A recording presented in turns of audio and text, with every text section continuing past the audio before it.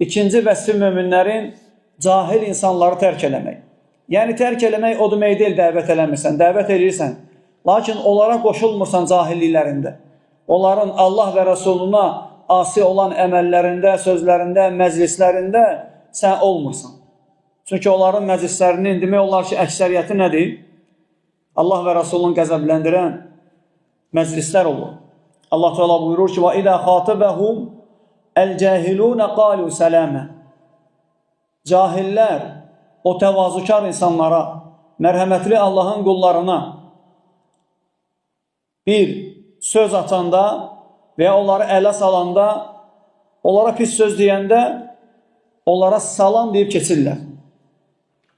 Onlara salam deyib keçirlər. Və onlardan heç kim, dəyərli qardaşlar, salamat qalmır. Heç vaxtda razı qalmayacaqlar.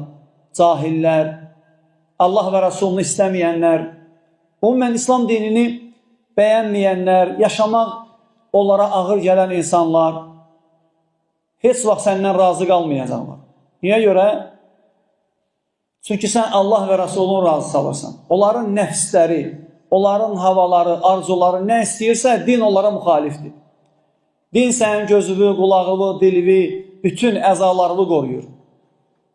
Onlar da bunu istəmirlər. Məsələn, namaz qılmaq istəmir. Deyir, yaxşı adamım mən, yaxşı oğlanam, yaxşı insanam, ürəyim təmizdir, qəlbim təmizdir. İbadət mənə lazım deyil. Nə olub ki mənə? Məndə nə var ki, məsələn, ibadəti? İbadət sənə lazımdır. Belə başa düşür.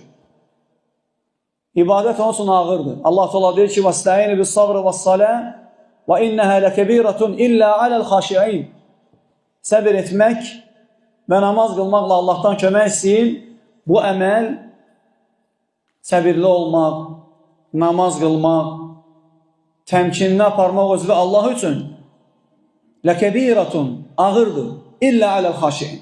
Kimlər ki Allah'a xuşu içində ibadət edirsə, onlardan başqasına ağırdır. Ağırdır onlar üçün. Allah həmd olsun ki, bu gün Allah Teala bizim üçün asanlaşdırıb. Allah Teala bizi müvəffəq eləyib.